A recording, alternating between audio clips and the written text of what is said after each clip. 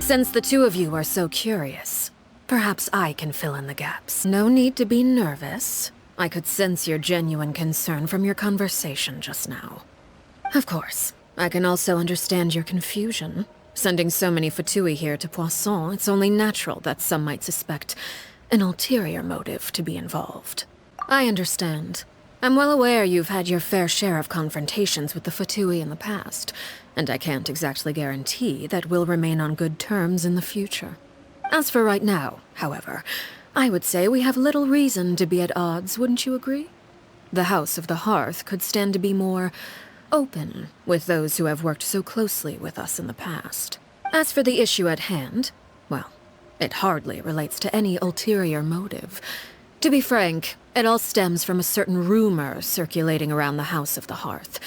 It's an internal matter. A rumor that a certain phantom child is hiding away in the House of the Hearth. A spirit that should have long ceased to exist is lurking in the shadows of the House of the Hearth.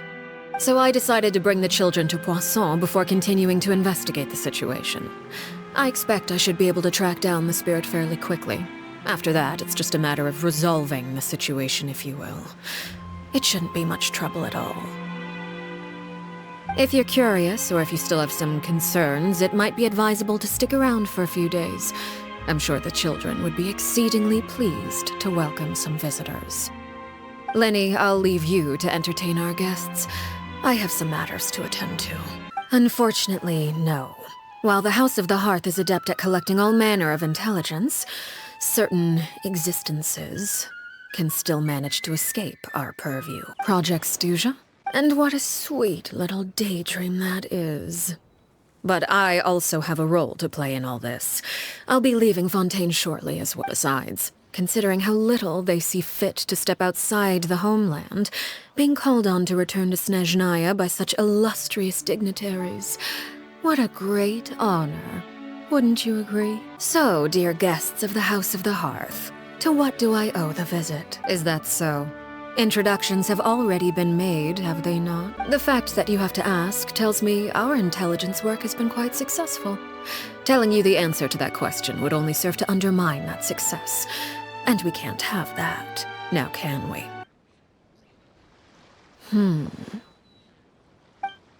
Never mind what I've done. I'm more curious as to what the mighty rooster had to say. Care to enlighten me? I see. Hardly. I don't appreciate his particular turns of phrase, but I suppose he didn't say anything untrue. Although, it would be more accurate to say that there is a certain level of prejudice involved, but I don't intend to clear that up just yet. Prejudice has a funny way of concealing the real truth behind certain things, an attribute that I find to be quite advantageous. Call yourself a Fontainian, for example, and people will assume all sorts of things, when the real truth is that this is simply the land where I was raised. I was trying to protect the children born in Fontaine. Claiming that I myself was a Fontainian simply made it easier to operate. People would hardly suspect a fellow Fontainian of having any ulterior motives. Who wouldn't want to save their homeland after all? The primordial sea wouldn't have any effect on me, but it would have caused great harm to the House of the Hearth. Well, you wanted extra information, didn't you? There you go. I hope that satisfied your curiosity. Good. Like I said, I like it when others have misconceptions of me. Well, that's only a recent development. In the past, such spars weren't nearly so friendly. The losing party would lose everything, including their life. Having a lot of family around means dealing with a considerable amount of bickering and scheming. Once Tonya and Tusser enter their rebellious phase, I'm sure you'll understand. Just imagine. Tusser becomes obsessed with plucking out strands from the rooster's mustache, or Tonya decides to dye her hair 42 different colors. No thanks necessary. You also played a part in obtaining the Gnosis. I would say we can call ourselves even. Oh? You want me to leave so soon? I'm rather enjoying the evening breeze. If you don't mind, I think I'll stick around for a bit. I have some things to think about. Apologies for not attending to you like a proper host. Please forgive this slight. I do hope you'll have a pleasant stay. Oh? You decided to stay a little longer? Let's take in the ocean view together, then. It's you two again. I must say, you look a bit pale. Did you have trouble sleeping last night? Perhaps if you had less on your mind, you'd be able to absolve yourself of such troubles. So what are you planning to do now? Catch up on some sleep? Or should I give you some time to rack your brain for a topic to discuss before I ask any questions? Although I must profess to being curious.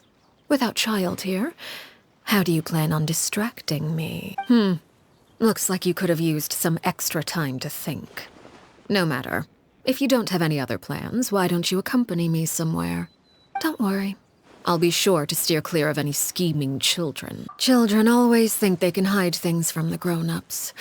But nothing gets past me. Least of all a little scheming. I think I'll let them have at it for a little longer. I can be very patient. Well, I'll leave you to think things over. If you're so inclined, meet me outside the Palais Mermonia. Good things come to children who do as they're told. So I do hope you decide to tag along. If only for your friends' sakes.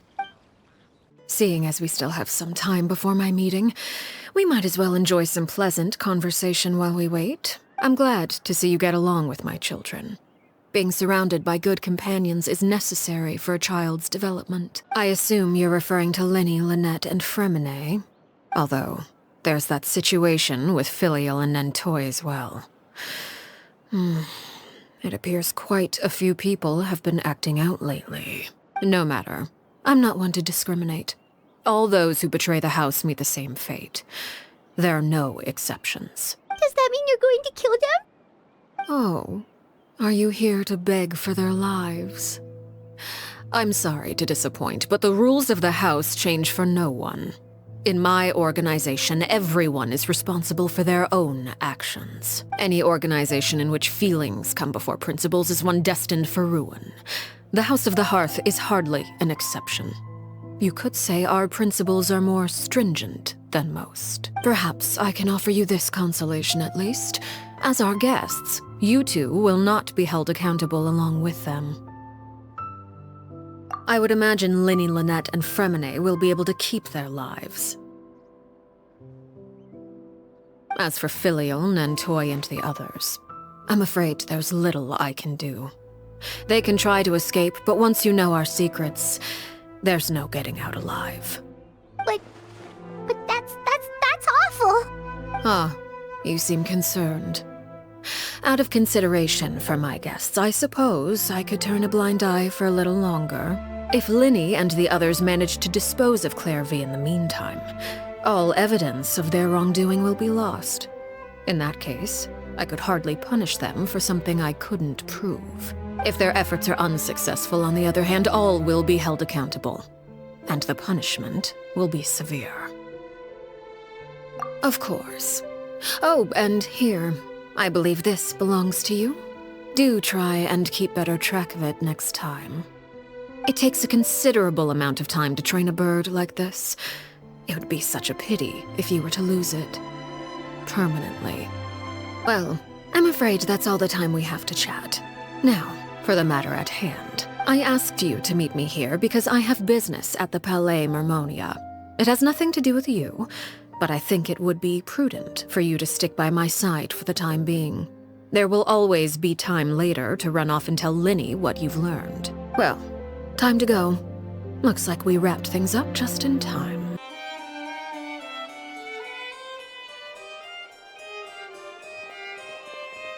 It's been a while, Monsieur Neuvillette.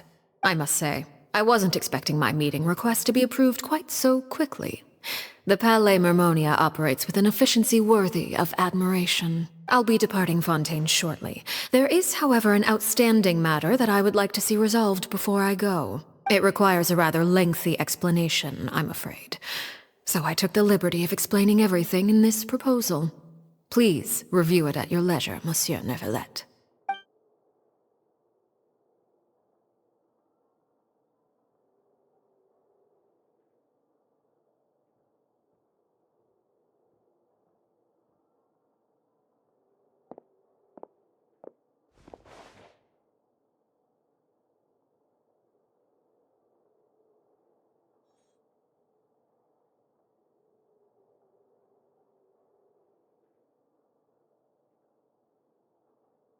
I heard you have a certain fondness for water tasting, Monsieur Neuvillette, so allow me to use water as an analogy. A family is like a large body of water with countless rivers flowing in and out. As someone who watches over this system, I would hope that each river that flows from the source will eventually reach the ocean. Of course, objectively speaking, I know this is impossible. Most of the rivers will dry up along the way, disappearing into the ground and leaving nothing but a barren riverbed behind. Not all rivers are destined to reach the ocean, but I would not see their existence rendered meaningless. I believe the water that flows within them is simply meant for a different destination, like a field in need of irrigation.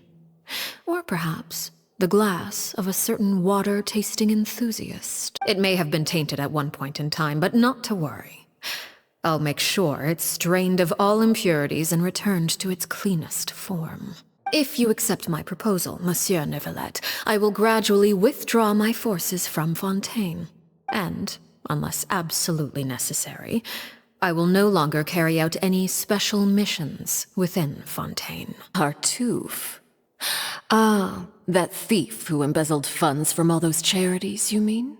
My deepest condolences to his family, but without any evidence, I cannot imagine how the House of the Hearth might have been involved in his passing. Of course, if you accept my proposal, Monsieur Neuvillette, I'm sure certain measures could be taken to reduce the frequency of such troubles. My thanks for your generosity, Monsieur Neuvillette. Well, with that settled, we should be going now. I took the liberty of bringing along 2 bottles of spring water from Snezhnaya for you to enjoy. I do hope I get the chance to hear your impressions. Perhaps at our next meeting, yes? All right, Traveler Paimon, time to go. You really want to know? I would imagine there might be more pressing concerns at the moment. What's going on here? Hold on. I'll take 3 papers. Here. Your payment. Well, now that my affairs are settled, we should take the boat back to Poisson. We've even acquired some light reading to enjoy along the way. It appears you two are under the impression that delaying our return will somehow alter the situation in your favor. I'm sorry to ruin your fantasy, but your efforts are meaningless. That being said, I could be persuaded to give Linny some extra time. I just have one condition. If you agree to my request, I'll even answer some of your questions. You're quite curious about Clairvy, are you not? And my relationship to her. Wait, why are you being so generous all of a sudden? You're not gonna ask us to do something bad, are you? You overestimate yourself. You don't have the talent for bad things. The most important consideration in a negotiation is that both sides receive something they want. Demands and threats only get you so far. Wonderful. Here it is. When the time comes, make the choice that you deem most appropriate in the situation, and lend your help to the House of the Hearth. That is for you to decide. Then we have a deal. Follow me. Somewhere long forgotten by everyone. It used to be a grand building. Now it's nothing more than a pile of rubble. No one comes here anymore, nor does anyone care about what once happened here. Although, this place does have something to do with the story I'm about to tell you. It was before I became a Harbinger, and before Linny and the others joined the House of the Hearth. Due to certain events, I first killed Clairvy and then her mother. And this is where it all happened. Patience now. Allow me to explain Clairvy's side of the story first. I'll start from the beginning. Clairvy was 6 years old when she was brought by her mother, Crucibina, to live in the House of the Hearth. From the outside, it seemed like a fairy tale. A thriving family made up of kind adults and friendly children. Crucibina was the knave at that time, and the House of the Hearth was under her control. She was Clairvy's mother by blood, but she was also the mother to all the children in the house. Clairvy was happy here, for a time. But she quickly realized that being part of this family wasn't a fairy tale at all. It was a kind of purgatory. purgatory? Exactly. The House of the Hearth takes in war orphans from all over Tevat. But as for how to raise them, that depends entirely on the person in charge. Crucibina came up with a novel idea. She would teach the children to fight, force them to duel each other, and then crown as the king of the house the child who proved themselves most worthy of inheriting her title. It's difficult to estimate the number of children who died or were maimed in the process. There's little I can say about the ones who died. The ones that emerged with permanent injuries, on the other hand, well, they still served a purpose. They would be handed over to the doctor to be experimented on, or sent away on dangerous missions. Nothing more than tools to be used and then discarded. Despite being Clairvy's mother, Crucibina cared little for her daughter. She forced Clairvy to join the House of the Hearth only as a means to demonstrate her own impartiality as a mother, to prove that she treated all her children equally. Clairvy did try to convince her mother to change her ways, but it was to no avail.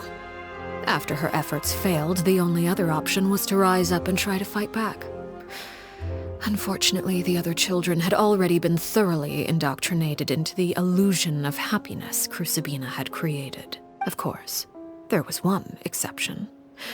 Someone Clairvy's age who knew the truth about the House of the Hearth. Her name was Peruere. Friend, huh? I suppose we can call her that for now. Clairvy was a cheerful and passionate person with a tenacious spirit. Peruere, on the other hand, was rather cold-blooded. Her cold-blooded nature allowed her to see through Crucibina's facade. Yet, it was also this cold-bloodedness that prevented her from acting against it. At least at first. While Clairvy longed for freedom, Peruere was convinced that, amid all the fighting and violence, she would make it until the end. Despite their differences, the two became fast friends, united by their knowledge of the truth. Clairvy told Peruere that she hoped to create a real family, where no one would be killed or sacrificed. There may have been a certain naivete to her ideas, but Clairvy proved her determination many times over. She tried countless times to run away, ask for help, or expose the truth. But her efforts only earned her beating after beating. The only thing that kept her going was her strength of will. Even with her body racked with pain, she would still stand on her tiptoes and open the window at night. She and Peruere would look out at the moon together, a fierce longing for freedom shining in her eyes. But one day that light simply vanished. Her hopelessness resulted from a culmination of things. 10 years had passed. 10 years worth of failure after failure. She and Peruere weren't children anymore, but finding any chance to escape still seemed as hopeless as ever. It was during this time that Peruere suggested a new plan. If escaping was out of the question, why not take down the very person sitting on top of this throne of lies? Mother herself.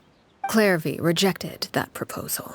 She claimed that, as a famous harbinger, Crucibina possessed an unimaginable amount of power. Trying to kill her would have an incredibly low chance of success. Clairvy never gave another reason, but Peruere could see it written all over her face. Clairvy still thought of Crucibina as her mother. Killing her own flesh and blood was a line she couldn't bring herself to cross. If she couldn't escape and fight back, then only one option remained. Precisely.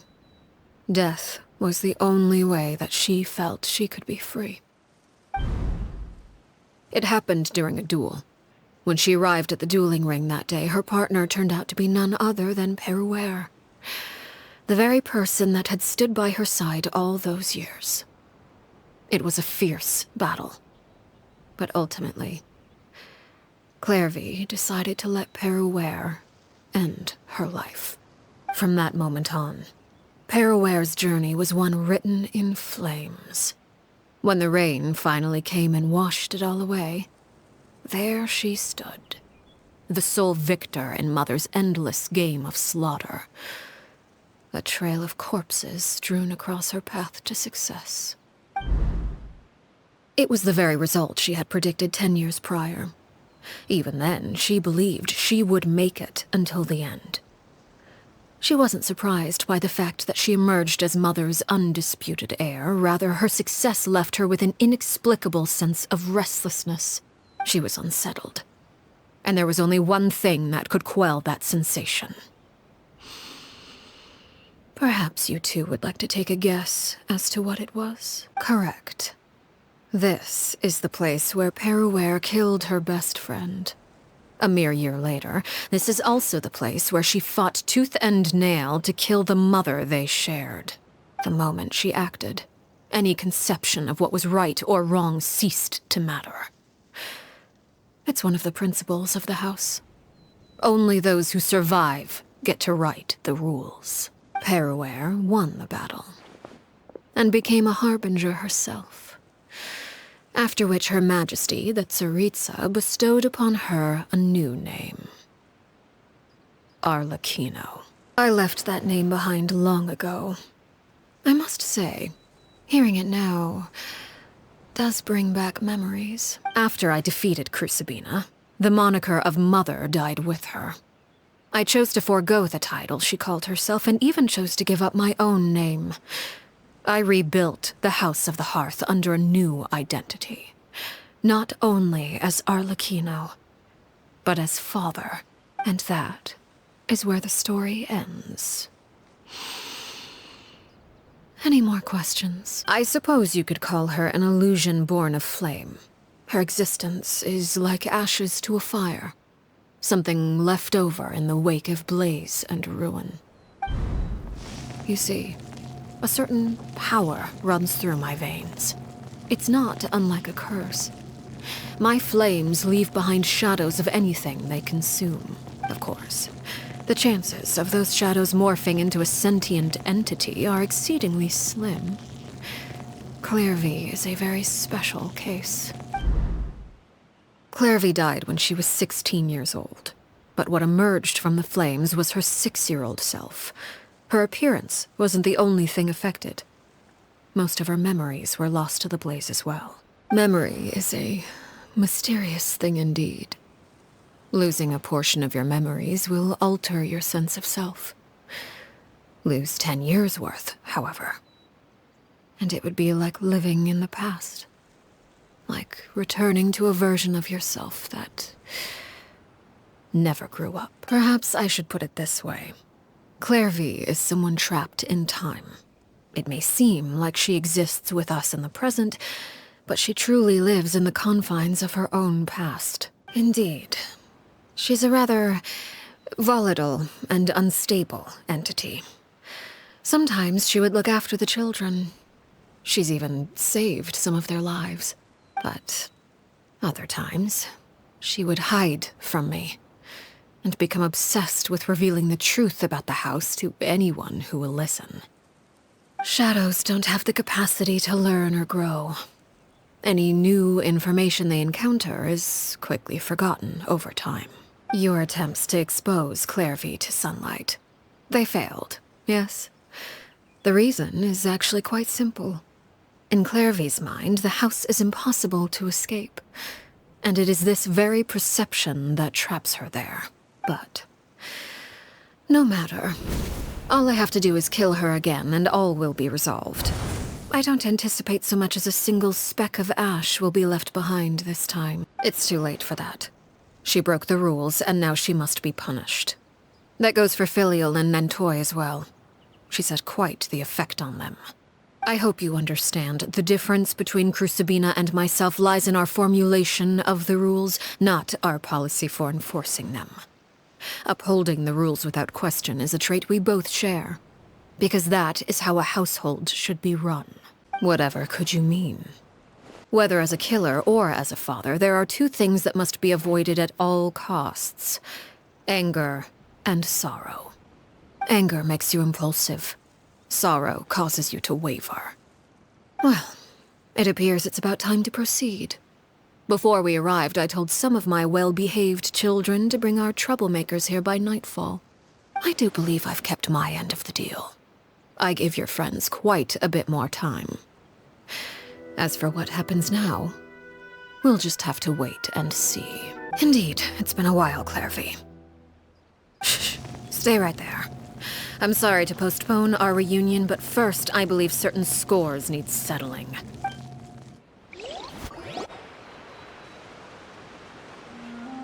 Out of my way. You chose to conceal a threat to the house, and for that, you must be punished. Overall, however, I suppose your wrongdoing is hardly the most egregious of the bunch, so I'll deal with your punishments later. As for right now, the more pressing concerns are the traitors among us. Fultz, why don't you share what you heard? Chaplot, according to the rules of the House of the Hearth, how should these traitors be punished? And so it shall be. Something you want to say, Linny? An order once given cannot be rescinded. However, given the extent of your determination, I suppose we shall have to go about this a different way. Draw your weapons and face me. Precisely. The rules of the house will not be altered. Traitors must be punished. However, resolving disputes with a duel is also one of our rules, one that also applies to me. Demonstrate a sufficient showing of strength, and I shall offer a concession. I'll allow it. We do have a ready-made dueling ring at our disposal, after all. All I would advise is this. Keep a firm grasp on your weapon, and give it your all. Any less, and you may just lose your life.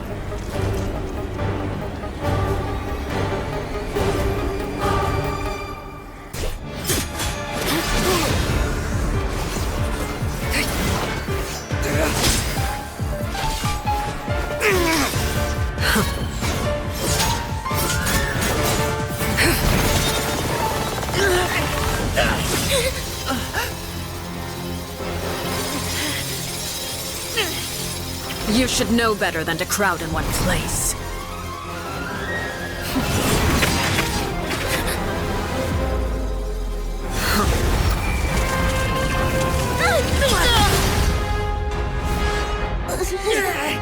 Oh, I know. No! I'm sorry, Father!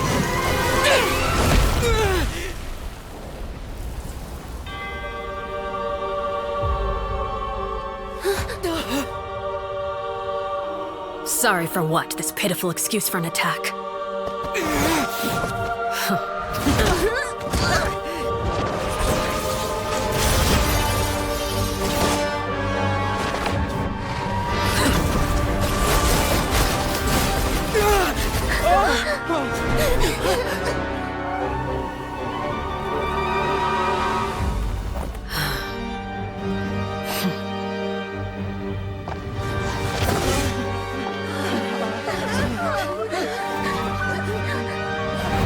Father, no!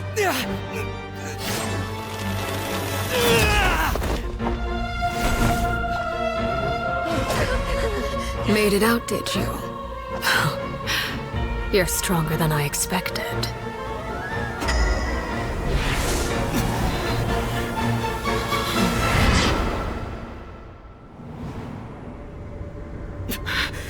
A crimson moon?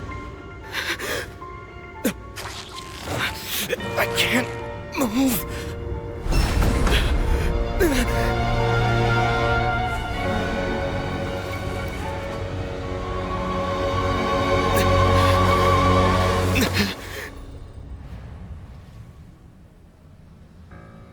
Still, not strong enough to beat me.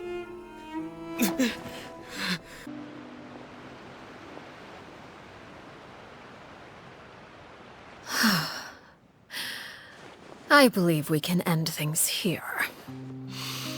It's not often that we get to enjoy the company of guests, after all. We wouldn't want things to get too out of hand, given that I am the victor of this duel. As agreed, the punishment stands. However, everyone involved in the duel demonstrated a remarkable level of strength and determination. In light of this, I'm prepared to change the method of execution. Elwar, the bottled flames I gave you for safekeeping. Do you still have them? Wonderful. Then, in just a moment, I'll have you administer them. Indeed, they're the product of a secret experiment. Under certain special circumstances, flames can be extracted from my person and preserved. Once ingested, searing pain will spread across every inch of your body. No harm will come to you physically, but your memories will be burned away. If you can withstand the pain. When you awake, you'll have forgotten everything you know about the House of the Hearth, and will be expelled from the organization. In other words, administering this concoction will kill the version of you that grew up in the house, and give you a new identity. You misunderstand. Memories are extremely important. Once consumed by flame, the version of you standing before me will die, and our secrets will die with you. So no, I don't intend to just let you go, because the person who survives will be nothing but a stranger. Don't cry, Filial. You haven't left the house yet, so there are still rules to be followed, yes? Remember what I taught you. Anger makes you impulsive, sorrow causes you to waver. Don't let yourself be controlled by your emotions. Dry your tears, and go pursue the life you really want. Chaplot, Foltz, Elwar, take them back to Poisson. And bring Linny and the others as well. I prepared 3 extra vials of bottled flames. As for whether to take them, the choice is yours. Goodbye, children. The next time we meet, I will no longer be your father. Thank you for all you've done for the house. I hope you have bright futures ahead of you. Claire V.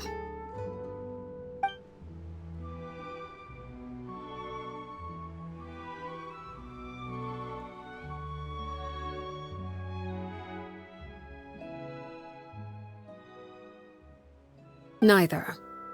You died, Claire V. That's what happened. You never stopped trying to defy fate. At first, no one believed you. You could only vent your frustrations to the moon. In fact, you often sought comfort in the night sky. You wanted to see the aurora, so one night we promised each other we would go to Snezhnaya to see it together. Later on, you tried to run away, but you were brought back each time. Mother spared your life, but it wasn't out of kindness. Instead, she decided to make an example of you by slowly torturing you over time. That way, the other children would know what happens to traitors. Still, you never gave up.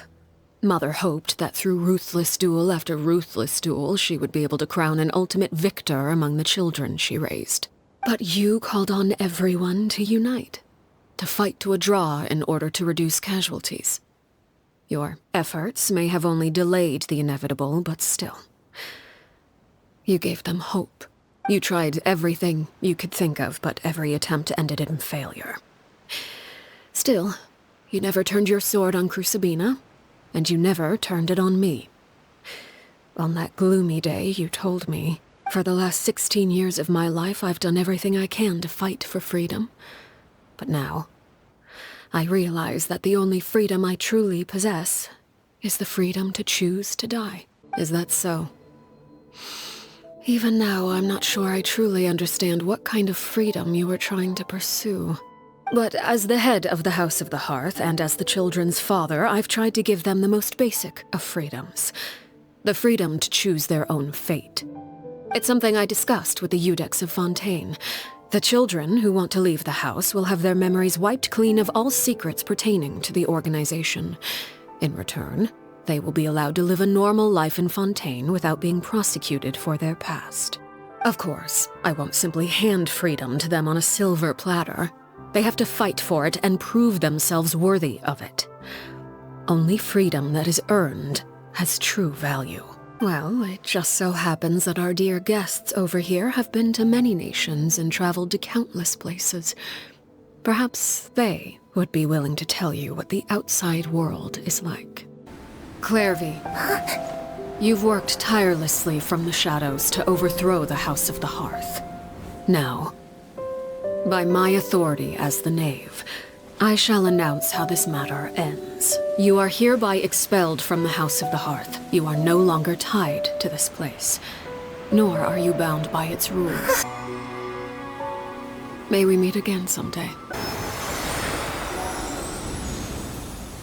I also have certain sentiments left unsaid. I wanted to tell her that the aurora I saw in Snezhnaya was just as beautiful as the ones in the pictures. But a shadow's memories reset at dawn. Had we delayed any longer, we wouldn't have had the time to say goodbye. Whatever regrets may linger, let them be lost to the coming of a new day. And you? What have you decided? I'm sure you're well aware of the expectations I have for you. I want you to follow in my footsteps and become the next king of the house. Yet you seem to have different ideas. I must admit, I'm rather surprised by your decision to stay. There's nothing wrong with choosing to live a quiet life. Leading this organization is a heavy responsibility, one not so easily carried by someone forced onto the throne. You're brave, talented, and, most importantly, you cherish your family. You would do anything to protect them, even if it costs you your life. You're wrong. In my opinion, all you need to be deserving of the throne is conviction and the necessary strength to act on it. We may have different ideas of what it means to be a family, but you can hardly be said to lack conviction. What you truly lack is strength. For someone of your talent, though, that's something that will come with time. Even without that strength, you still chose to face me in a duel, even though the odds were stacked against you. That capacity to honor your convictions is what I truly see in you. No one knows what the future holds, what tragedy or triumph may be in store. Being at the head of this organization requires the strength of will to face whatever comes. Caution will only hold you back. If reaching a certain standard were required to go after what you want, I would never have succeeded in killing my predecessor. Back then, there was still a considerable gap between our abilities. Strength may decide the ultimate victor, but those who let a lack of strength dictate their decisions or undermine their convictions will never be worthy of the throne. I understand, Father. Thank you. Children must grow up to surpass their parents. Only then can a family continue to flourish. The road ahead is not an easy one, so I'll ask you one last time. Are you certain you want to stay? Then you're welcome to stay. As for Project Stuja, you need not be too concerned. If those cowardly businessmen and heartless dignitaries try to take us down, I'm prepared to teach them a lesson. Having members who longed for the light was our organization's last weakness. With those members no longer among our ranks, the House of the Hearth is like a spider hiding in the shadows. We need only wait for our prey to come to us. At present, our imperative is to use their plan to our advantage. In doing so, a crimson moon shall rise amid the frigid blizzards of winter. No demonstration of loyalty shall go unrewarded, and no sacrifice shall be in vain. As for the two of you, whether we meet again as friend or foe, I'll remember the camaraderie we shared in this moment. No matter how arduous the journey ahead, I hope we both reach our desired destination.